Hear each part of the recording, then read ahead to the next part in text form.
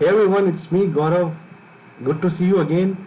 So I welcome you all to this exclusive session of Ved Science. So now you can subscribe to our channel, that is Ved Science, and also you can press the bell icon for the regular updates. So this is our NTSC special series, and we were discussing the chapter in the name of federalism, that is Democratic Politics Part 2, and this is class 10 chapter.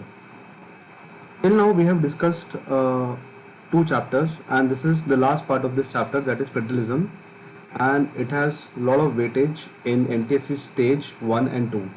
So you need to be very cautious about this, and please sincerely watch this video. So जितनी बार आप देखेंगे उतना आपको फ़ायदा मिलेगा इससे. And tomorrow we shall be studying the next chapter with respect to economics. All right.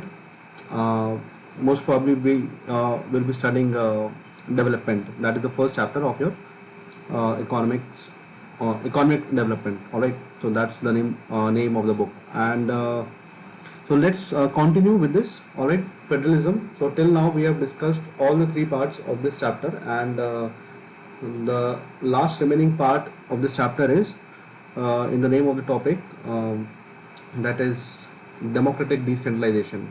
What is Panchayati Raj institution? All right. So let's begin. And okay. Now, to be very specific, decentralization in India. Now the term Panchayati Raj in India stands for, it actually signifies the system of rural local self-government. Rural local self-government. And it has been established in all the states of India. Alright. So the basic premise of establishing was to build democracy at the grass root level. Democracy को एकदम grass root level पर हम लोग लेकर के जाए, ये एक मेन प्रेमाइस था, ये एक मेन पर्पस था. And it was through the constitutional method, that is the, or I mean more precisely, it was the constitutional amendment, that is the 73rd Amendment Act of 1992, and similarly 74th Amendment Act of 1992 with respect to urban local bodies. So 73rd Amendment Act was enacted, which gave the power to the Panchayati Raj institutions. And आपकी जानकारी के लिए, Lord Ripon was the pioneer, or he was the father of the local self-government institutions in India. So it was him who actually initiated this concept, the system of rural self-government. Now, how did this evolve? How actually it evolved? Now, the evolution of Panchayati Raj dates back to in the year somewhere around 1957. All right. Yeah, exactly, it is 1957. It was the Balwant Rai Mehta committee who initiated this effort. A committee was formed in the name of Balwant Rai Mehta in the year 1957, and the committee submitted its report somewhere around in November in 1957, and it recommended the formation of three-tier system of a scheme of democratic decentralization with three-tier system. Now, what is that three-tier system? That the Panchayati Raj institutions would constitute at three levels. So what were those three levels? That is the Zila Parishad, Mandal Panchayat, and the Gram Sabha, which is also known as a Gram Panchayat. Alright. Then I must tell you that Rajasthan was the first state to establish Panchayati Raj institution. Alright. And specifically, if I talk, it was inaugurated on 2nd of October 1959. So 2nd of October 1959. Now, why this date is important? 2nd of October you can mention in the comment section, you can write in the comment section, I would really appreciate this कि ये date क्यों important है, ठीक है। और Nagaur district Rajasthan का एक district है जिसको बोलते हैं नागौर, वहां पर एक्चुअली ये स्टार्ट हुआ था local self institutions, alright, and which was followed by Andhra Pradesh, ठीक है। तो ये स्टार्ट हुआ था। तो आप कमेंट सेक्शन में मुझे बताएंगे कि ये जो मैंने नाम लिया है 2 अक्टूबर 1959, तो 2 अक्टूबर की खासियत क्या है, ठीक है। Then came Ashok Mehta committee, ठीक है। अशोक मेहता कमेटी जो कि दिसंबर 1977 में गठित की गई थी by the Janata government, alright. तो Ashok Mehta committee was different from of course Balwant Rai Mehta committee in one respect, I mean in many aspect, but one such aspect is it actually favored for the two-tier system of government.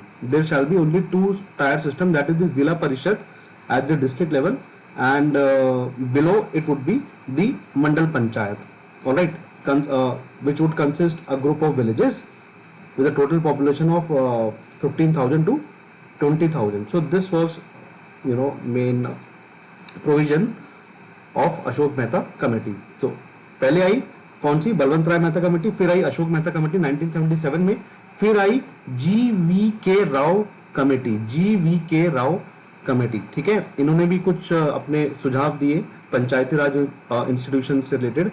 और फिर आती है LM Singhvi committee. LM Singhvi committee जो Rajiv Gandhi government के time पे आई थी in the year 1986, ठीक है। इन्होंने एक्चुअली बात करी revitalization yes of Panchayati Raj institutions for democracy and development, all right, so under the chairmanship of LM Singhvi। तो LM सिंघवी फिर कमेटी आई, गठित हो गई। गठित होने के बाद फिर प्रॉपरली एक स्ट्रक्चर बना। नाउ ये तो था इसका बैकग्राउंड। अब चलते हैं इसके प्रेजेंट स्टेटस के बारे में, ठीक है। Decentralization in India. Now what is decentralization? देखिए एनसीईआरटी में बहुत ही क्लियरली ये डेफिनेशन दे रखी है कि डिसेंट्रलाइजेशन क्या होता है। अब इसी स्लाइड की लास्ट लाइन अगर आप पढ़ेंगे तो you would find that when power is taken away from central and state government and given to local government, it is called decentralization. जब स्टेट और सेंट्रल गवर्नमेंट के हाथ में से पावर ले ली जाती है और उस पावर को हम डिस्ट्रीब्यूट कर देते हैं एट द लोकल लेवल पर, उसको बोलते हैं डिसेंट्रलाइजेशन, बहुत ही सिंपल भाषा में, ठीक है। तो ये कौन सा कॉन्सेप्ट देता है, ये डेमोक्रेटिक, ये एक डेमोक्रेसी का प्रिंसिपल सेटअप करता है, ठीक है। Participatory form of democracy, participatory form of democracy, alright. Then actually representative democracy, representative form of democracy. Now a vast country like India cannot be run only through these two tiers. Of course, देखिए India का जो demographic dividend है आपको पता है, India का जो area है काफ़ी बड़ा है और इतनी ज़्यादा पॉपुलेशन के साथ दो टायर ऑफ गवर्नमेंट के हिसाब से तो भारत को चलाना बहुत मुश्किल है। अब इसका एग्जाम्पल ही आप देख लीजिए, जो इंडिया में स्टेट्स हैं, it is as large as independent countries of Europe. For example Uttar Pradesh is bigger, I mean in terms of population, Uttar Pradesh की जो जनसंख्या है वो रशिया से ज्यादा है। Maharashtra is about as big as Germany and many of these states are internally very diverse. तो India is a pluralistic country, यहाँ पर प्लूरलिज्म बहुत ज्यादा है, बहुलवादी देश है, ठीक है। People speak different language, they have different culture, different religion and different social groups, you know, ethnicity बहुत डाइवर्स है इस कंट्री में। So this is what and there is thus a need for power sharing within these states. So federal power sharing in India needs another tier of government below that of the state government. तो इसलिए हमें जरूरत पड़ी कि power को share किया जाए at the grass root level, ताकि लोकल लेवल की नीड्स लोकल लेवल पर ही सॉल्व हो जाए, वो ज्यादा बेहतर है ना। हमें किसी हायर अथॉरिटी के पास नहीं जाना पड़े, जिसमें क्या होता है, जिसमें वर्क का डिले होता है, जो काम है वो रुक जाता है कुछ टाइम के लिए, तो काम को क्यों रोका जाए, हाथ के हाथ ही उसका समाधान निकाल दिया जाए, इसलिए डिसेंट्रलाइजेशन आया। अब इसके पीछे जो रैशनल था, वो रैशनल क्या बना? So this was the rationale for decentralization of power. Thus resulted a third tier of government, that is the local self institutions in the name of Panchayati Raj institutions. Alright, local government. Definition आपको पता लग गई, ठीक है। अच्छा, एक चीज और, अभी आपको डेफिनेशन तो पता लग गई, मगर इसमें एक चीज और देखिए, ठीक है, सॉरी। अब इसमें बोला गया है कि when power is taken away from the central government and the state government and then given to the local government. अब यहां पर जो है पावर आप जो है वो दे रहे हैं, ठीक है। एक और टर्म है in the name of delegation, in the name of delegation. देखिए, डेलीगेशन और डिसेंट्रलाइजेशन में बहुत डिफरेंस है। डिसेंट्रलाइजेशन में आपने पूरी तरीके से अथॉरिटी दे दी, आपने क्या किया, आपने अथॉरिटी पूरी तरीके से दे दी, चलो भाई आप अपने हिसाब से सरकार चलाइए, आप अपने हिसाब से अपना इंस्टीट्यूशन चलाइए, अपने हिसाब से अपने लोगों को गवर्न करें।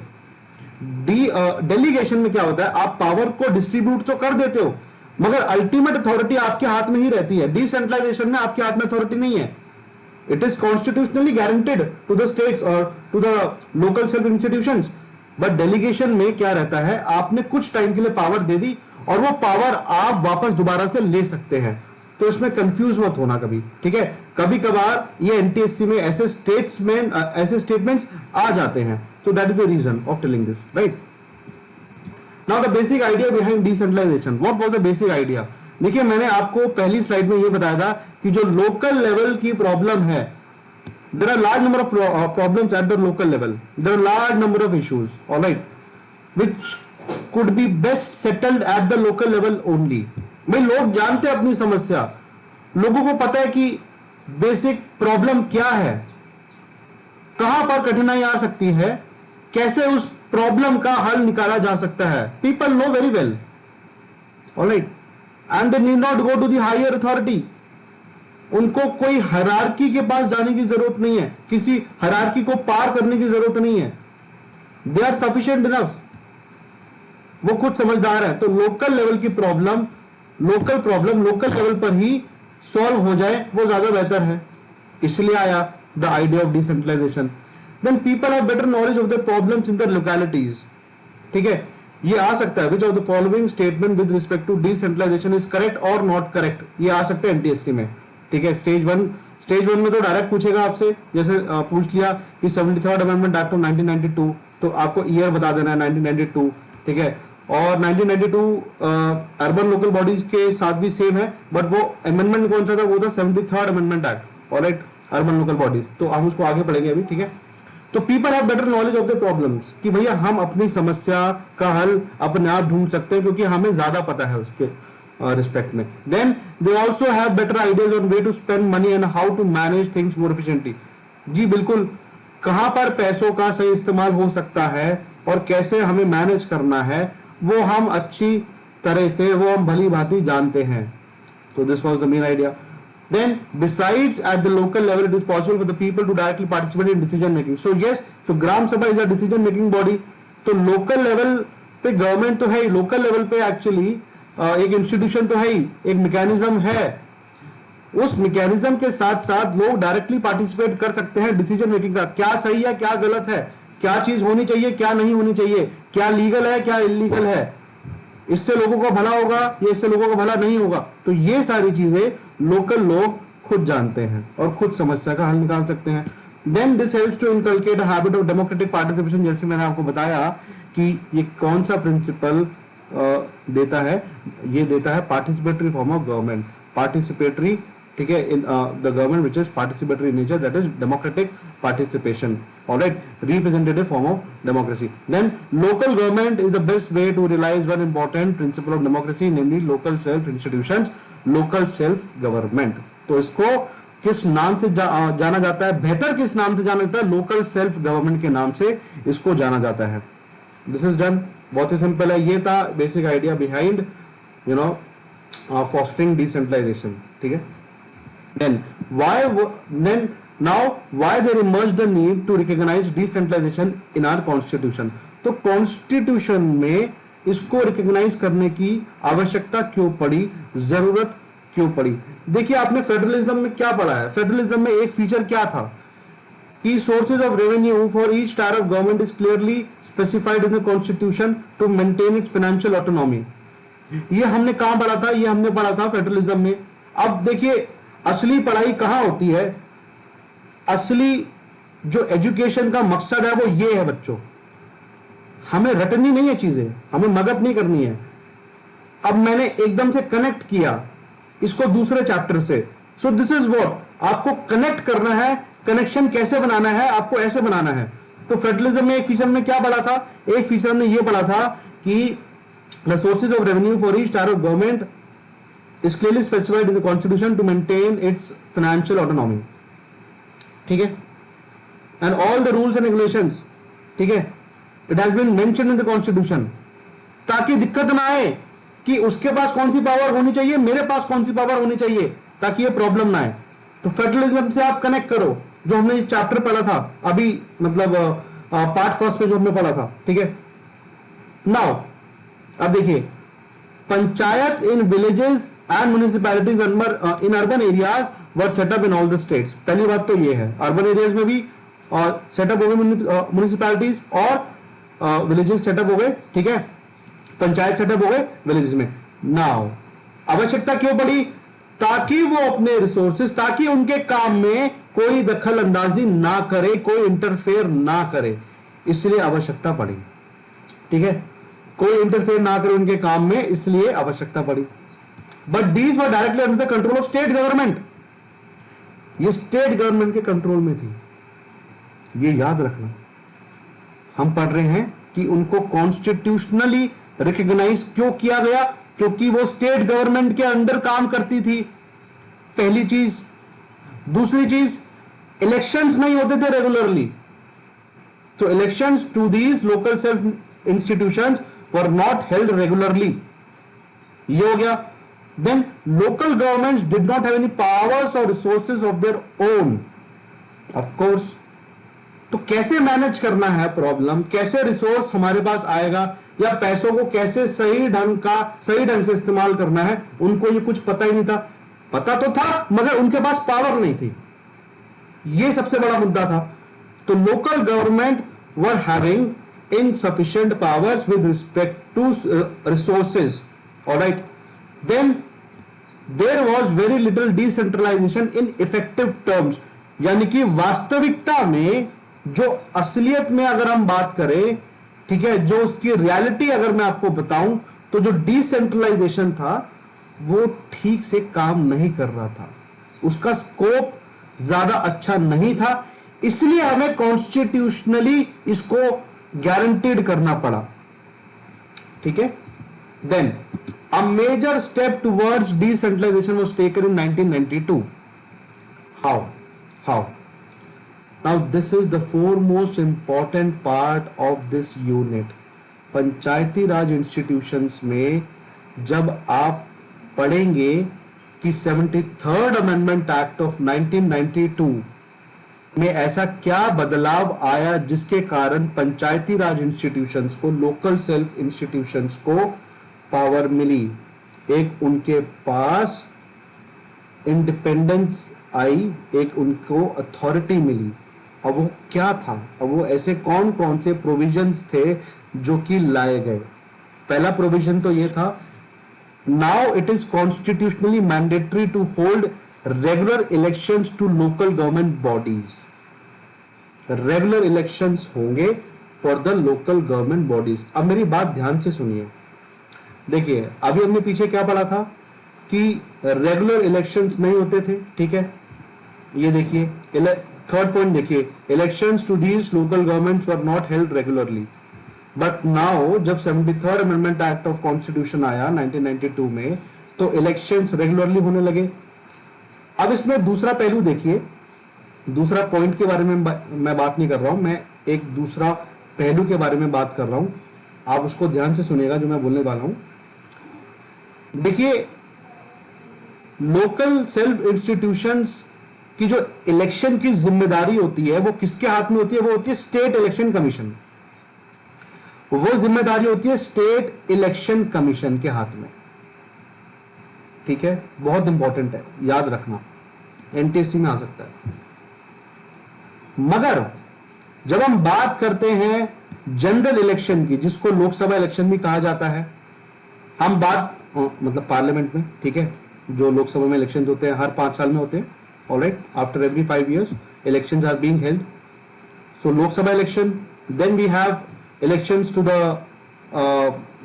Election to the president of India, alright, vice president of India, election to the legislative assemblies of states. तो यानी कि इनके इलेक्शन की जो जिम्मेदारी होगी वो किसके हाथ में होगी? वो इलेक्शन कमीशन ऑफ इंडिया के हाथ में होगी। That is article 324 of the Indian constitution, election commission of India. उसके रिस्पेक्ट में पावर्स लिखी हुई है, पूरी की पूरी अथॉरिटी लिखी हुई है, पूरी की पूरी अंडर द आर्टिकल 324, ऑलराइट। आपको बस इतना जानना है कि article 324 talks about the election commission of India, that's it, alright. So election commission की जिम्मेदारी होती है इलेक्शन कंडक्ट करवाने की किस किस की? एक तो हो गया आपका Lok Sabha, that is general election. फिर हो गया आपका कौन सा? State legislative assemblies. Then comes president and vice president. ठीक है, तो इनकी जिम्मेदारी होती है इलेक्शन कमीशन की। क्या? इलेक्शन कमीशन की जिम्मेदारी होती है कि इलेक्शन कंडक्ट करवाना। और स्टेट इलेक्शन कमीशन की जिम्मेदारी होती है पंचायती राज इंस्टीट्यूशंस के लिए इलेक्शन कंडक्ट करवाना for after every 5 years। After every 5 years NCERT में लिख नहीं रखा है, मगर एनटीएससी वाले पूछ सकते हैं, बहुत चालाक लोग होते हैं वो लोग, आपके साथ ट्रिक कर सकते हैं। आफ्टर एवरी 5 years, ठीक है। Seats are reserved in the elected bodies and the executive heads of these institutions for the scheduled caste, scheduled tribes and other backward classes. So there is the provision of reservation in these elected bodies for the scheduled caste, for the scheduled tribes and for the other backward classes. All right. So this is done. Second point is the one of the most important point that you have to remember. SC, ST और OBC के लिए seats reserved होती है, पहले ऐसा कुछ था ही नहीं। 1/3 of the seats of all positions are reserved for women of all positions, all positions। Now please ध्यान से देखिए, position word लिखा है, for all position, ठीक है। So 1/3, at least 1/3 of all positions are reserved for women। An independent institution called in the name of State Election Commission shall be constituted or created in each state to conduct panchayat and municipal election, जो कि मैंने अभी आपको बताया कि state election commission की जिम्मेदारी होगी इलेक्शन को कंडक्ट करवाने की। ठीक है, बहुत सिंपल है। The state governments are required to share some powers and revenue with the local government bodies. पहले क्या होता था? प्रायर टू 1992 जो 73rd अमेंडमेंट एक्ट नहीं आया था, उसके प्रायर क्या होता था? If I talk about retrospectively, state government बिल्कुल पावर शेयर नहीं करती थी लोकल गवर्नमेंट के साथ, यानी कि रिसोर्सेज का डिस्ट्रीब्यूशन नहीं होता था अच्छे से।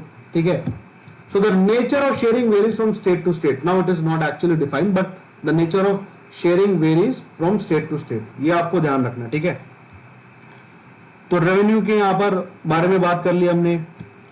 Rural local body is popularly known as by the name of panchayati raj institutions, panchayati raj. ठीक है, अब हम 3 टायर स्ट्रक्चर के बारे में बात कर रहे हैं। तो हम कहां से जाएंगे? हम बॉटम से स्टार्ट कर रहे हैं, from the bottom, then the middle and at the top level. Alright, now this is we are talking about at the bottom level. Now each village or a group of village in some states has a gram panchayat।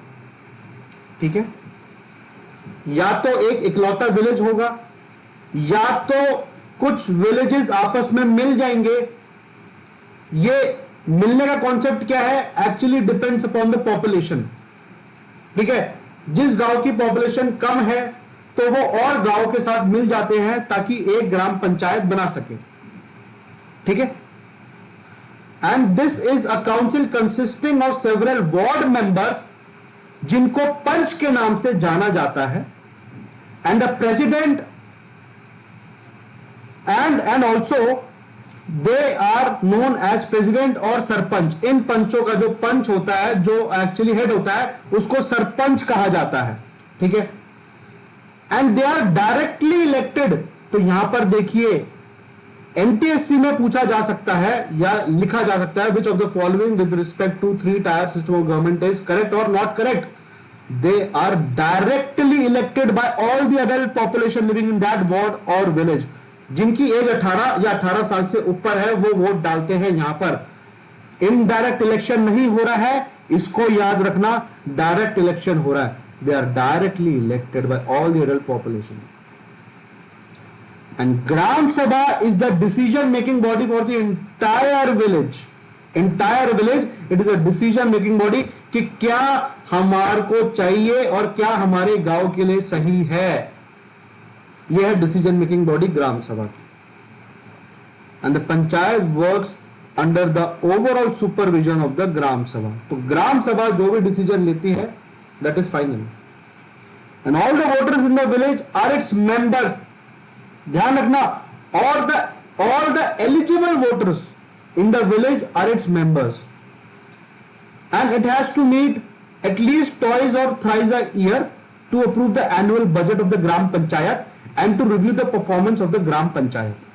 तो हर मतलब साल में कम से कम 2 या 3 बार उनको मिलना पड़ता है ताकि वो जो बजट आया है उसको अप्रूव कर सके और जो ग्राम पंचायत की परफॉर्मेंस है, जो उनका काम करने का तरीका है, उसकी समीक्षा हो सके, उसकी रिव्यू हो सके। तो ये हो गया हमारा third structure, that is the at the bottom level in the name of gram panchayat या ग्राम सभा। अब आ जाते हैं मिडिल लेवल पर। A few gram panchayat are group together to form what is usually called a panchayat samiti और ब्लॉक और a Mandal. A few gram panchayat, ठीक है। नाउ देखिए, बहुत सिंपल सी भाषा में मैं आपको बता देता हूं। मान लीजिए एक डिस्ट्रिक्ट ले लेते हैं, हम डिस्ट्रिक्ट कोई भी ले लेते हैं, रेवाड़ी ले लेते हैं, ठीक है। हरियाणा एक स्टेट है, हरियाणा में एक डिस्ट्रिक्ट आता है रेवाड़ी। अब उस रेवाड़ी डिस्ट्रिक्ट में बहुत सारे गांव है, there are many villages, alright. Now according to the population of the village और villages, those villages either they are grouped together or an independent village constitutes one ग्राम सभा, ठीक है। तो या तो एक विलेज या तो ग्रुप ऑफ विलेज मिल करके या तो एक विलेज इंडिपेंडेंटली एक ग्राम सभा बनाता है, ऑलराइट, ठीक है। तो यानी कि डिस्ट्रिक्ट सबसे बड़ा हुआ, रेवाड़ी एक डिस्ट्रिक्ट है। रेवाड़ी के अंदर ये जो डिस्ट्रिक्ट है ये ब्लॉक्स में बटे हुए होते हैं और इन ब्लॉक्स को बोलते हैं मंडल पंचायत। उन ब्लॉक्स में बहुत सारे गांव या एक गांव या कुछ गांव को मिला करके एक ग्राम सभा बनती है। तो आप देख रहे हैं कि कैसे ये फनल अप्रोच बन रही है, ठीक है। ये फनल अप्रोच बन जाती है। जो सबसे छोटा यूनिट होता है उसको बोलते हैं ग्राम सभा, ठीक है। सो अ फ्यू ग्राम सभा, अ फ्यू ग्राम पंचायत और इधर they are grouped together to form what is usually called a panchayat samiti और ब्लॉक और मंडल पंचायत, ठीक है। तो मैंने आपको एग्जांपल दिया, रेवाड़ी एक डिस्ट्रिक्ट है, डिस्ट्रिक्ट के अंदर बहुत सारे ब्लॉक्स आते हैं, बहुत सारी पंचायत समिति आती है, उन पंचायत समिति के अंदर गांव आते हैं, ठीक है। The members of this representative body are elected by all the panchayat members in that area.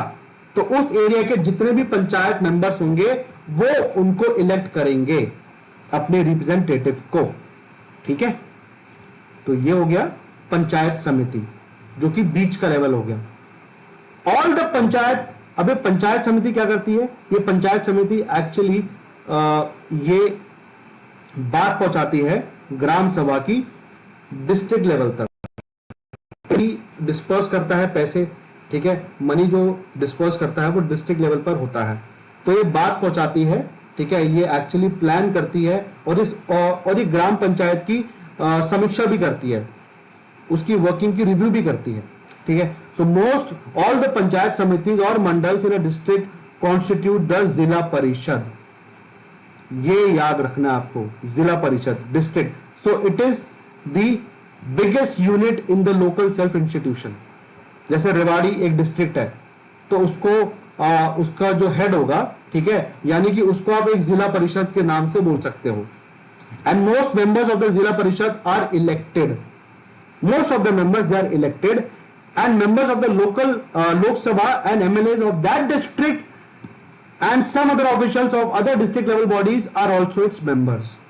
यानी कि member of parliament in the Lok Sabha, member of legislative assemblies of the state of that district and some other officials, they are the members to that body at the district level, ठीक है।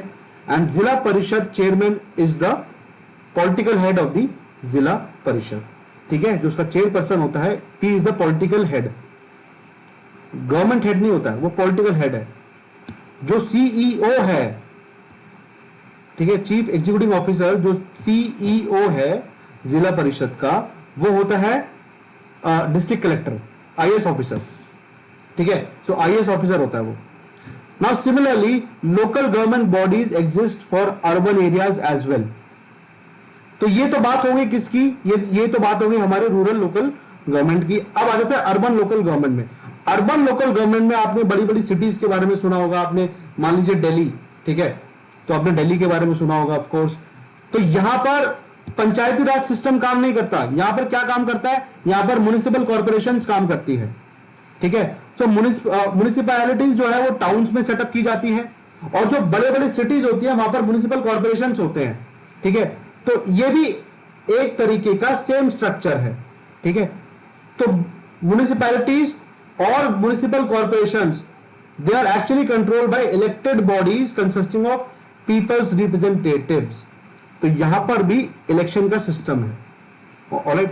And municipal chairperson is the political head of the municipality. Municipal chairperson जो है वो municipality का political head होता है। जिस तरीके से पॉलिटिकल हेड ऑफ जिला परिषद कौन होता है, ठीक है, उसका चेयरपर्सन, उसी तरीके से म्युनिसिपैलिटी का भी होता है। In a municipal corporation such an officer is called the mayor. और म्युनिसिपैलिटी सिस्टम में, म्युनिसिपल कॉर्पोरेशन के सिस्टम में उस ऑफिसर को, जो चेयरपर्सन होता है, उसको बोलते हैं मेयर, ठीक है। तो ये लोकल इश्यूज सॉल्व करते हैं। फॉर एग्जाम्पल आप लोगों ने स्वच्छता अभियान के बारे में सुना होगा, ठीक है, and many other related issues which are actually carried by these municipal corporations, ठीक है। रोड्स का development and all, lighting and all, तो ये सारा म्युनिसिपल कॉर्पोरेशन के हाथ में होता है, ठीक है। तो ये थी एक मोटी मोटी बात जो मैंने आपको बताई with respect to local self institutions in India, ठीक है। तो आई होप आपको ये समझ में आया होगा। और क्लैरिटी के लिए you can comment in the comment section, you can just write it down what you feel, all right, and also you can join our telegram channel because regularly we update our course material over there। और ये जो slide है इसका PDF भी आपको वहाँ पर मिल जाएगा। So but before that it is important for you to just subscribe to this channel and also hit the bell icon for the regular updates। So stay home, stay safe, bye bye, thank you and have a very wonderful day, bye bye।